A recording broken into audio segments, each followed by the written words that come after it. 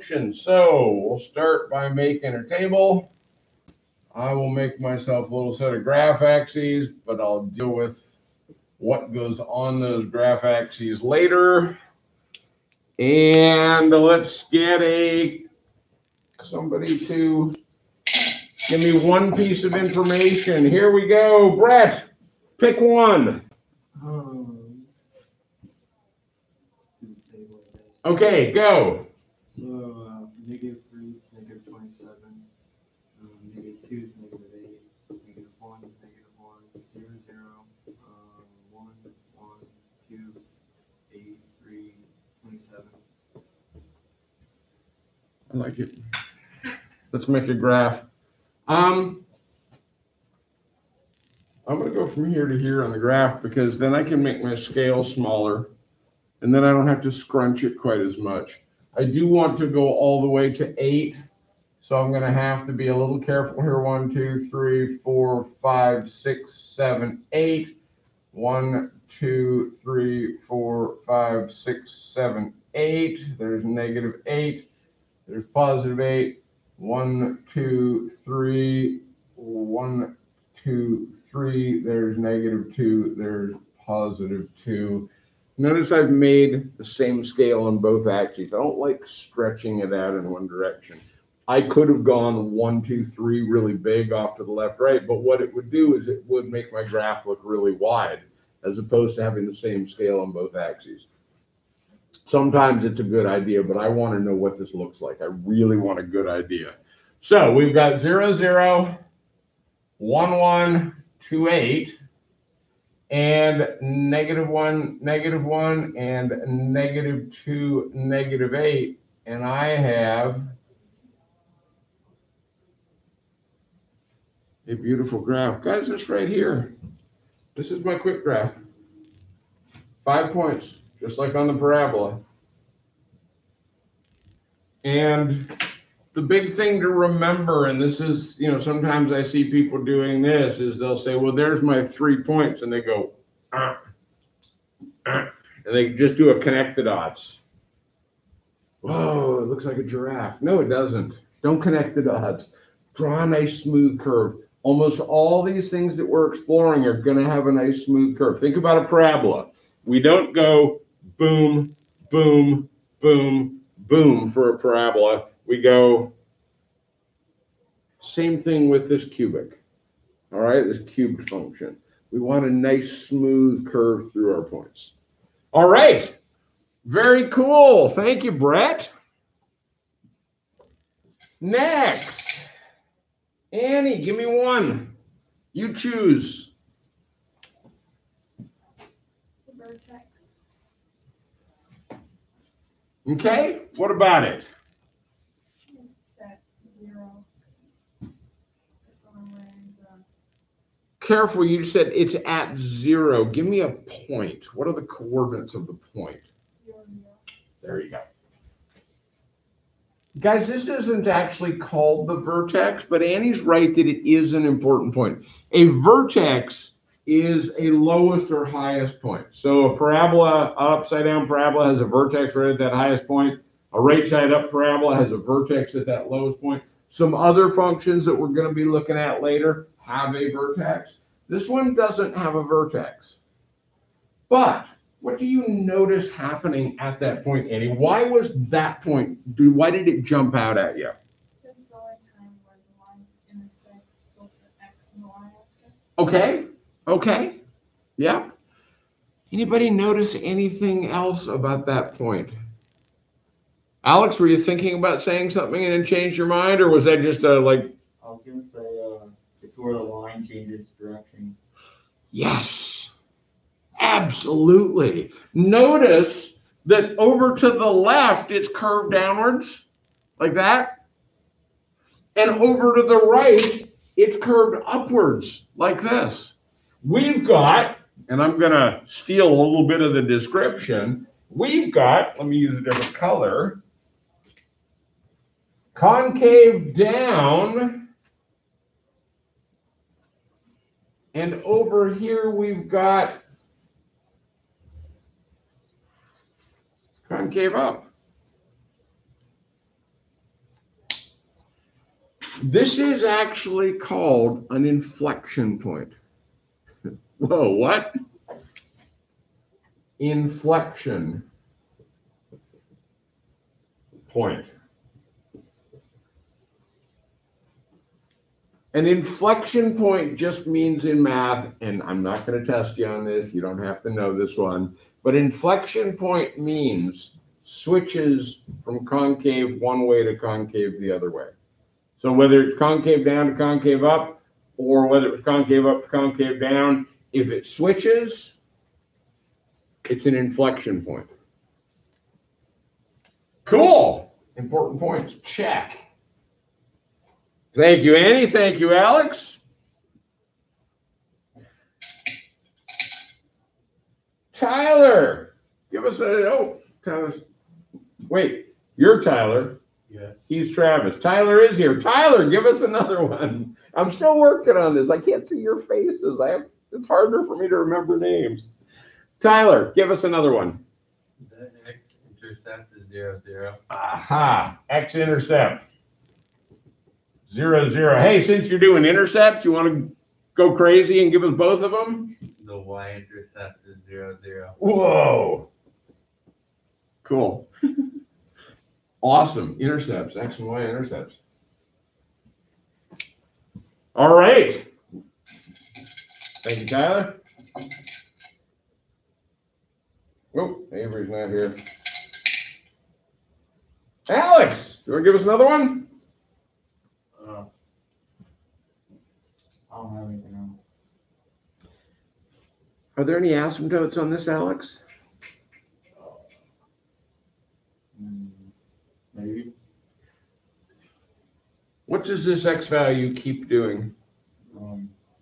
Keeps growing. What does it do in the negative direction? What does the y value keep doing, Alex? What does the x value keep, or excuse me, the y value do in the negative direction? Right there, that means no asymptotes. It goes on forever. An asymptote is very specifically a value that it gets closer and closer and closer to, but never gets there. Imagine a giant bowl of M&Ms. If you don't like M&Ms, imagine a giant bowl of some other thing that you do like. Every day you eat half of the M&Ms in the bowl. At first, this makes you very sick because it's a giant bowl of M&Ms. But think about what happens as time goes on. When you have 10 M&Ms in the bowl, how many are you going to eat? 5 of them. Now you got 5 M&Ms in the bowl. How much are you going to eat? 2.5. You're going to eat 2 and then cut 1 in half. Now you got 2.5 M&Ms in the bowl. How much are you going to eat? 1 1/4. Half of the 2.5. Agreed? Can you theoretically ever get to 0 M&Ms? No, because you're going to keep cutting what's left in half and eating. And now, having been sick for the first few days, now you're like, oh man, I so want more M&M. And this little tiny little bit of M&M, 1/300th of an M&M isn't doing it for me. And what am I going to get tomorrow? 1/600th of an M&M, because I'm going to cut what's left in half. Theoretically, and we know this is just theoretically because that's stupid. At some point you'd say, 1 M&M, and you'd pop it in your mouth. But theoretically, you never get to 0 M&Ms. 0 is an asymptote.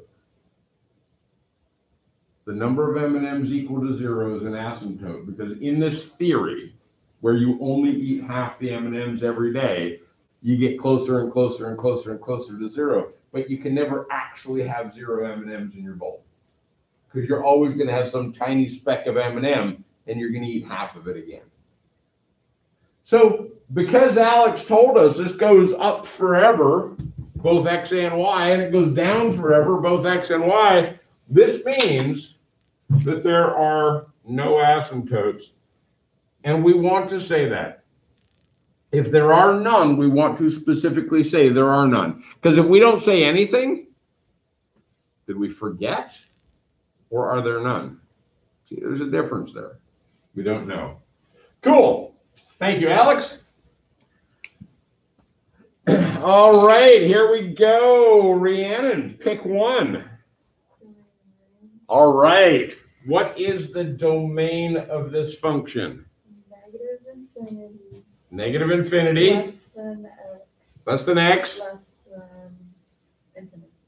Less than positive. How about the range, Rhiannon? The same, but with y. Nice. You notice that Rhiannon did not make one of the classic blunders. You guys know the first classic blunder? Never start a land war in Asia. But the second classic blunder is never duel with a Sicilian when death is on the line. The third classic blunder is never write equals when you're dealing with infinity. Have you guys seen Princess Bride? Mm-hmm. Okay, so some of you know where that came from. If you haven't seen Princess Bride, watch it.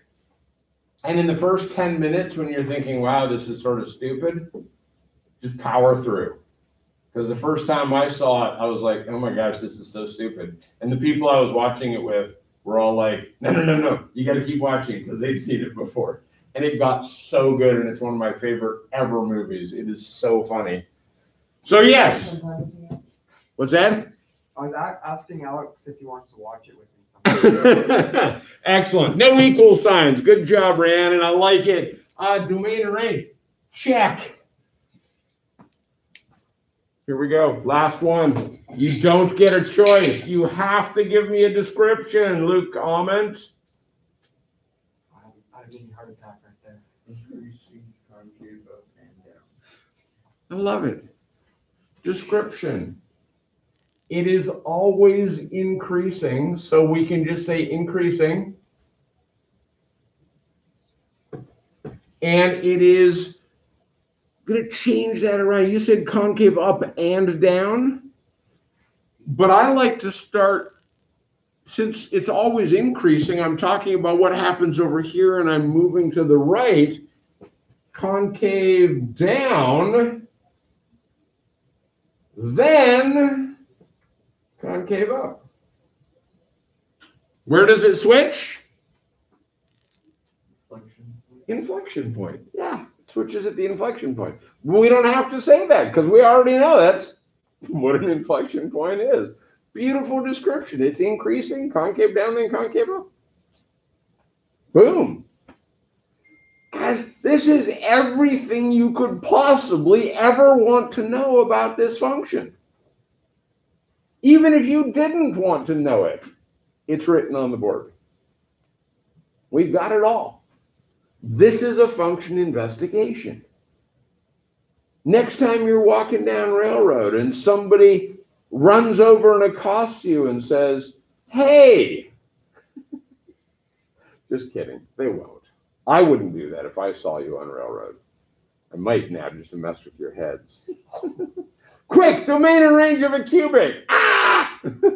My crazy math teacher. Hey, where's the police? This is everything we need to know about a cubic. This is all there is. Guys, we've done this with quadratics. We've done this with the hyperbola. Remember, 1 over x? So here's the next question I have for you. What could I do? And I'm going to want you to play around in your calculators to figure this out. I want to take the equation. By the way, this is called the parent equation, y equals x cubed. And I want you to move it up 5 on the graph. So back into Desmos or your graphing calculator or whatever it is you're using. At this point, Desmos is probably easier. So why don't you all open up the Desmos graphing calculator? It's just easier to type in than it is on the graphing calculator. How do I take that equation, y equals x squared, cubed, sorry, and move the whole thing up 5?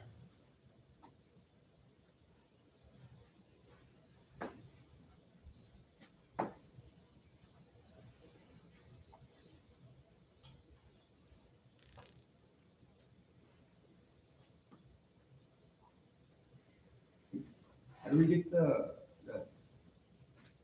middle one? That little number again? The- Shift 6. What? Shift 6, yeah, yeah. Oh, I wasn't sure, I was trying to figure out what you were asking me, the power thing, yeah. Yeah. Shift 6, it's called a caret. C-A-R-E-T, I believe.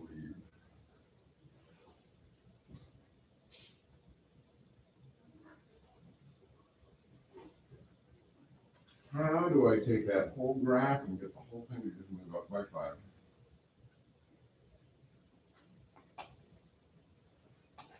How many people are thinking they have an answer already? Show of hands.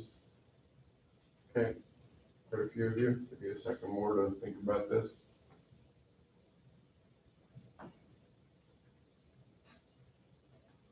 Thoughts? So play around, type stuff in. You can't break it. Type in different variations of y equals x cubed and see what it does.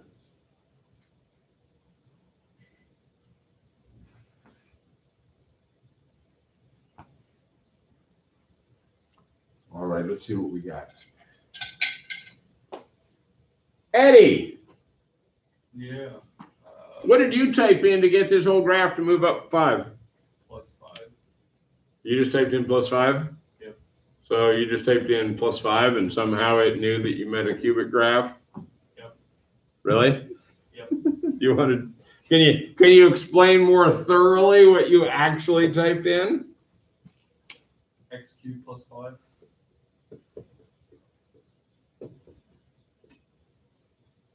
Yep.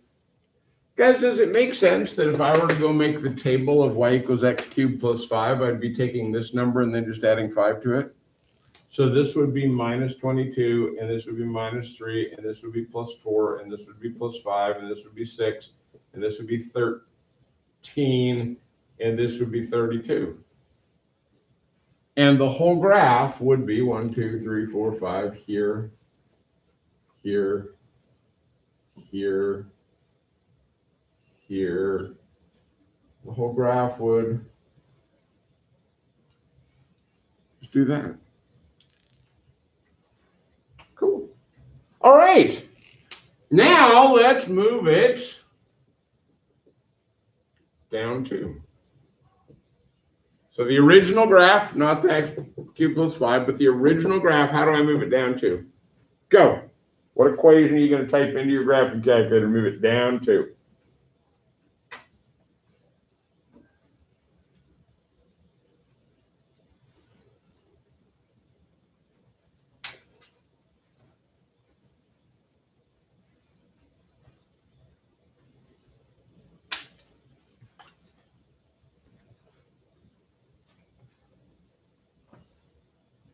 Hopefully everybody's already like, oh yeah, I got this one. Luke. Y equals x cubed minus 2. You guys agree? Yeah, me too, because I'm just going to subtract 2 from each of these values, and then that moves down 2, and this moves down 2, and that moves down 2, and that moves down 2, and that moves down 2, and boom, I've got a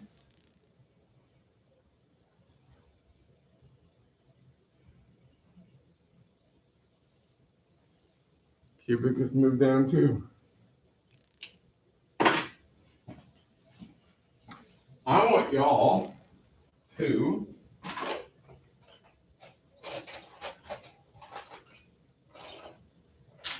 draw on your original graph up 2 and down 2 and write the equations next to them. So I want you to draw up 2 and down 2, write the equations, different color, one for each. If you need to sharpen these, please use the manual pencil sharpeners, not the electric pencil sharpener. It doesn't like colored pencils. So graph the new equations on the same quick graph, same set of axes. Oh, you got your own colors? You got enough? Yep. Sweet.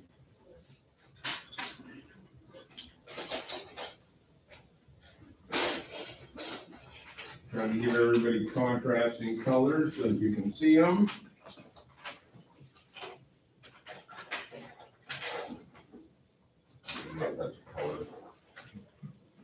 That might look a lot like a pencil. I'll change it if you want. Did I give you two already? I'll give you guys two, okay. So remember, just for the +5, each point is just gonna move straight up 5, and then you're gonna draw a new identical curve, and for the -2, right there. This guy? Yeah. Yeah.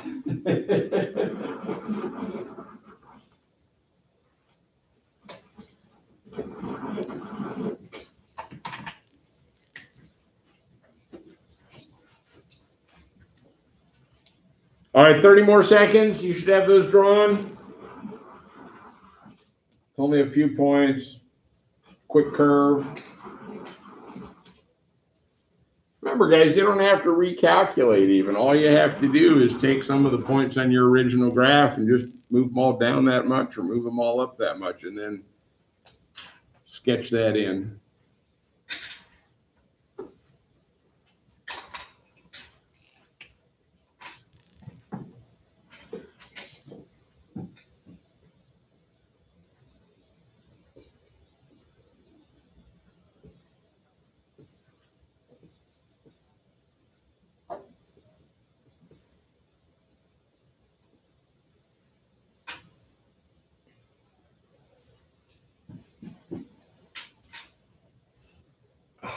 Not quite. Sorry about that. I wish this wasn't quite so large. All right, guys. Vertically, up and down. What if I just wanted to change my equation to move vertically by some amount k? What's your new equation? Let you think about that for a second. I want to move vertically by some amount k.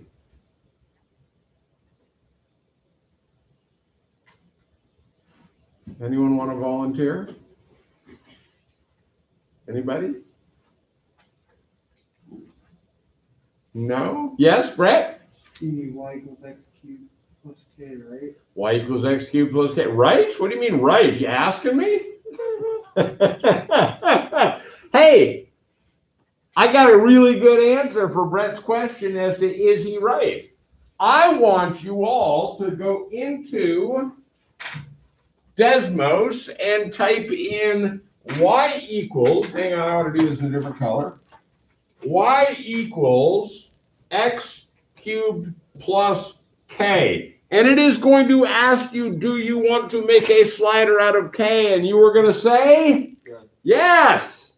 And then you can move the slider back and forth, make k bigger and smaller, see what happens to your equation.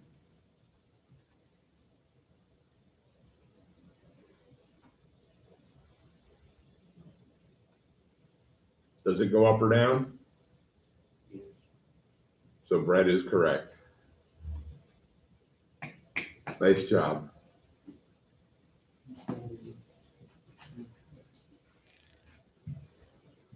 All right, we ready?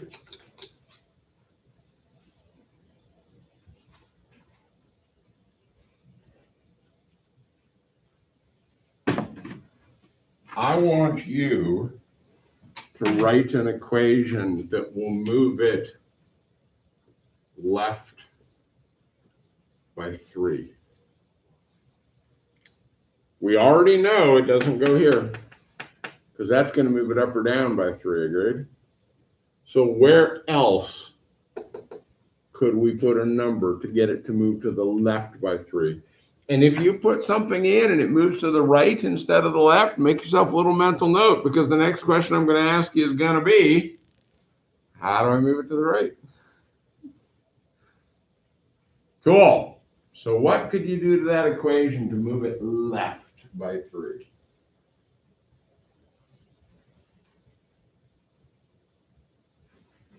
And if you have not yet found it, just keep trying different things. There's only so many places you can put numbers.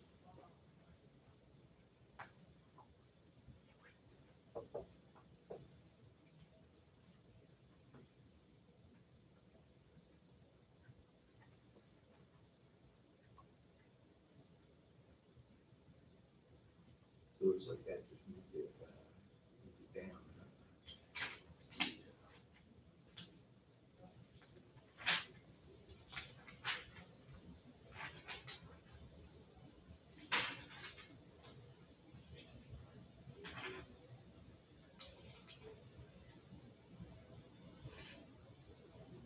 So it seems to me putting something in there is not doing it, is it?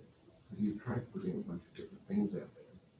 Where else could you put a number if it's not going to be on the outside?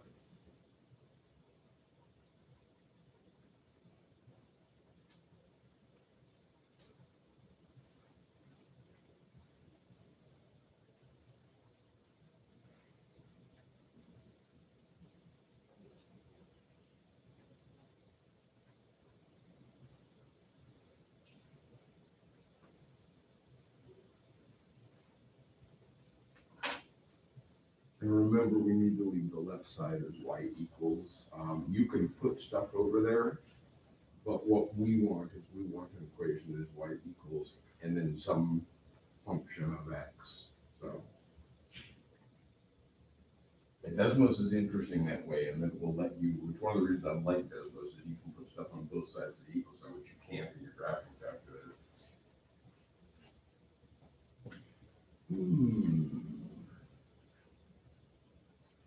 So make k equal to 0.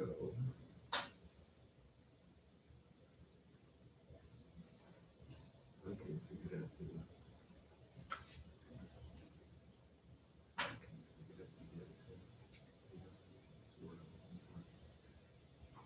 Looks like a little movie. Oh, is that what it is? Oh, cool. So where have you tried putting numbers? Here, here, here.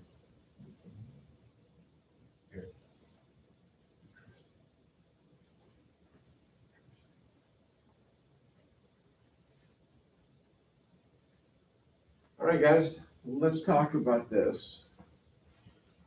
Do we agree there are a limited number of places where we could put a number? We could write y equals 3x cubed. We could write y equals x 3 times 3, or maybe y equals x to the 3 plus 3. We know we can't do y equals x cubed plus 3 because that would just be up or down. Am I missing somewhere? Where have I not tried to put a number yet in all these? Luke? You do x minus 3 in parentheses and then cube it. Oh. Put it in with the x underneath the cubic. These are all going to give us some interesting things, but let me comment very quickly on a couple of them. X to the 3 times 3, what's 3 times 3? 3 times 3 is? 9. This is x to the 9th, which means it's not a cubed anymore, which means it's a completely different function. So we're not going to be able to change that at all. And guess what? That does the same thing. Changes the power, which means it's not a cubic anymore. But x minus 3 in parentheses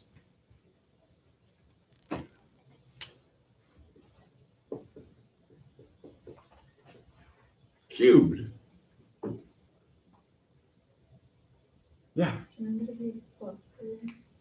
Good question.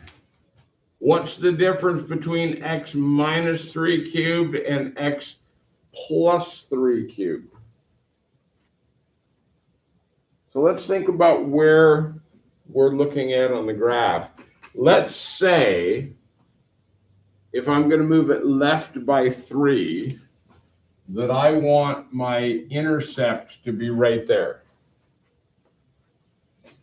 -3, 0. Agreed? My y value is 0. If I put in -3 right here, do I get 0? What's -3 minus 3? -6. -6. What's -6 cubed? I don't know either, but it's big. We could figure it out with our calculator. It definitely isn't 0, agreed?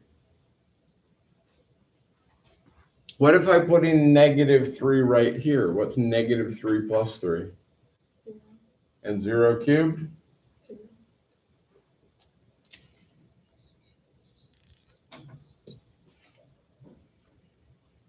X plus 3 is going to move us to the left. Now, this is weird.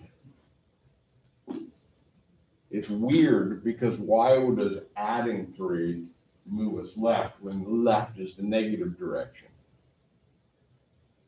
But it's the same reason that it did it in the parabola back when we were talking about doing this in quadratics on parabolas, is because what I am thinking about is if I move it to the left, I still want y to be equal to 0. So I have to put the opposite sign. So what do you think x minus 3 does?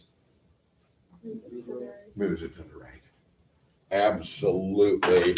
And so this one is going to move it to the right because if I put in plus 3, oops, I already had an orange one on there. Oh, I hate that. Oh, bad. No.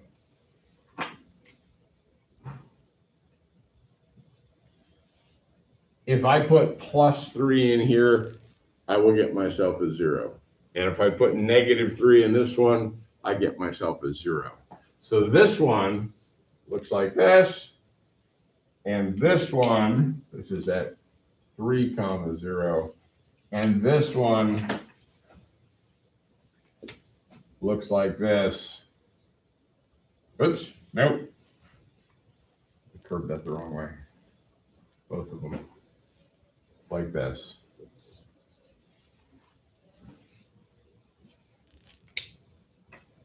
Let's go ahead and draw both of those.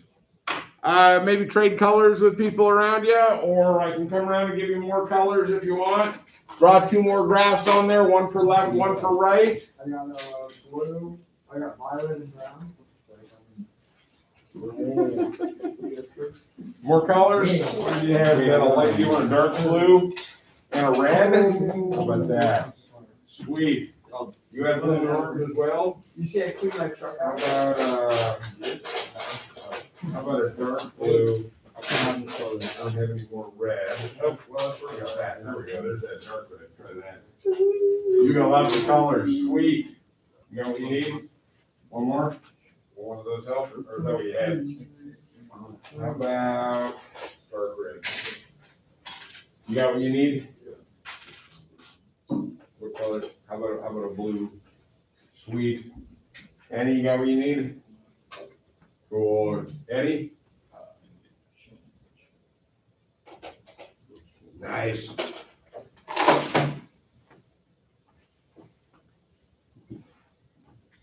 You see why I say neat graph? Because if we started with a neat graph, we end with a neat graph, and now we can see all these cool changes. If we started with a scribble, now I just got a big scribble.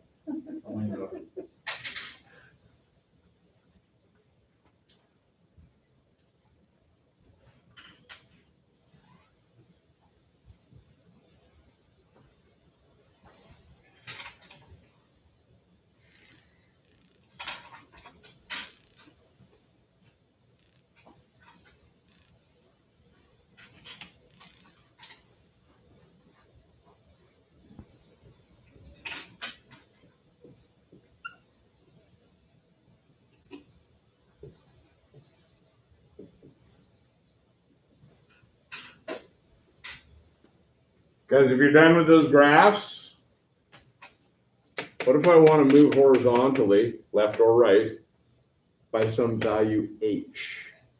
I did it. You already did it? Well, let's give everybody else a chance to think about it before we just tell them. Alright. By the way, if h is positive, I want to move to the right. And if h is negative, I want to move to the left. And I think it goes without saying that if h is 0, I don't move at all. You can type it into your Desmos and slide the slider back and forth and see if your equation works. Positive h to the right, negative h to the left. So when you drag your slider to the right, your equation should move, your graph should move to the right. When you drag your slider to the left, your graph should move to the left. And if you don't get that, you got something backwards.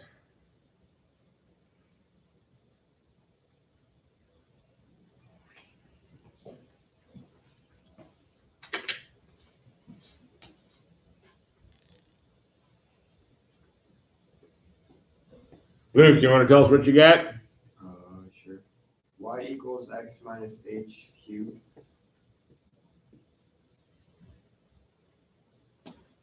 Guys, notice that it's opposite, but it's just like the parabola. The parabola is x minus h squared. The cubic is x minus h cubed. And if you're struggling to remember whether it's supposed to be a minus or a positive, just think, well, where would the vertex move to, or where would the inflection point move to? If I go in the positive direction, that becomes a 0. Cool? All right, now you may have discovered the answer to my next question while you were trying to figure out the last question.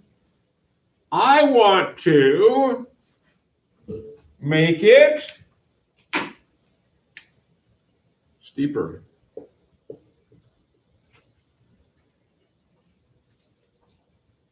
I also want to know how to make it flatter.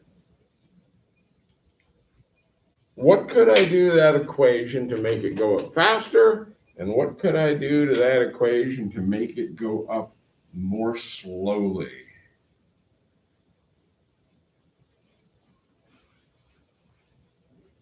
So go ahead and play around with your equation. Make that cubic go up faster and make that cubic go up slower.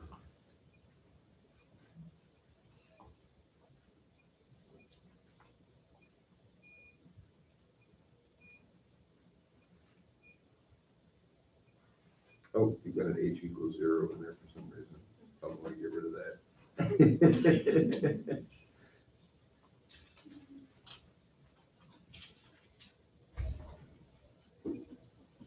Aha! Look at that. Nice. Oh, and you've got to flip over.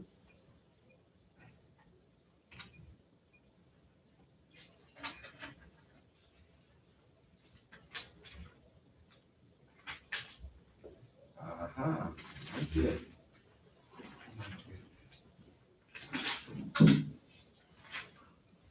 Good morning. I like it. All right, I've been around to a few of you. I'm seeing good stuff. Isaac, you want to tell us how to make it go up steeper? I just put plus h. Wait. You did what? Y equals parentheses x cubed plus h. I figure that would just make it slide up. Because that's really, the parentheses there don't actually do anything, do they? The parentheses there, because all they're doing is, they're not separating it, they're lumping it all together. But yeah, so that'll just slide it up. Annie? I know, but I asked you anyway. Isaac didn't raise his hand either.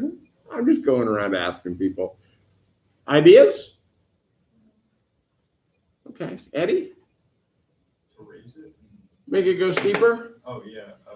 Put like a number for the x. Give me a number that would make it steeper. 132.5. Absolutely. That's 132.5 times as steep as originally, agreed? Because if I take 1 cubed, that's 1, but if I multiply it by 132.5, I've got 1 comma 132.5.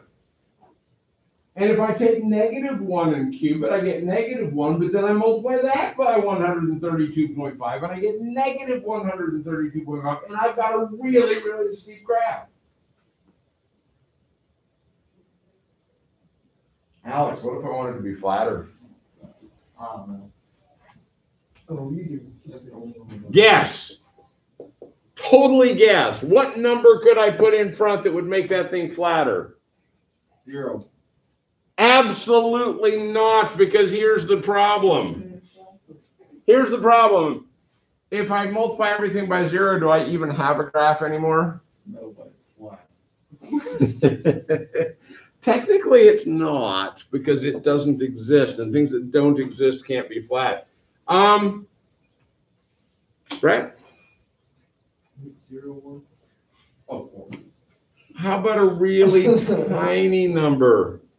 Close to 0, but not 0. Because now 1 cubed is 1, but when I multiply that by 0.01, I get 0.01. And so my graph's going to go really slowly. Well, this way.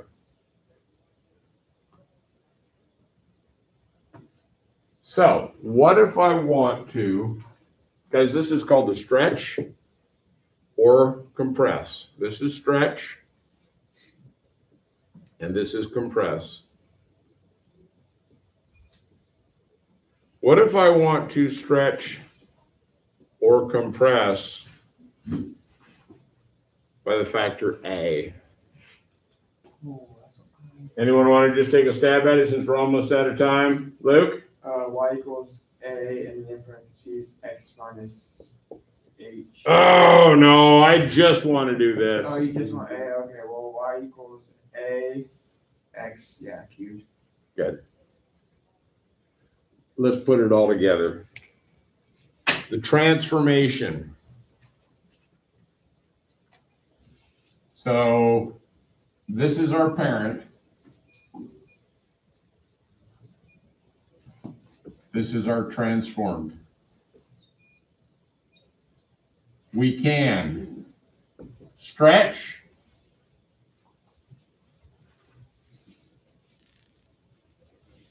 parentheses x minus horizontal, cubed, plus kangaroo.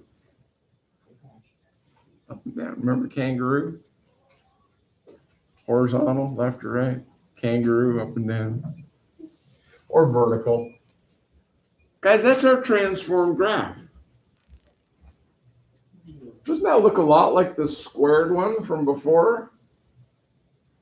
When I say a lot, like almost exactly, except instead of being a quadratic with a squared, it's a cubic with a cube.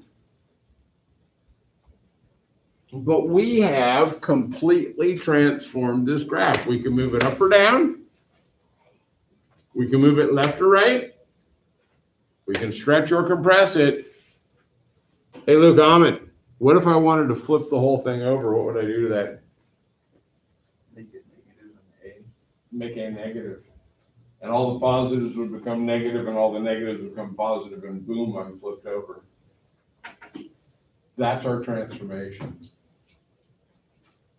Guys, tomorrow we're going to talk about another function. So just very quickly, because we got a couple minutes, remember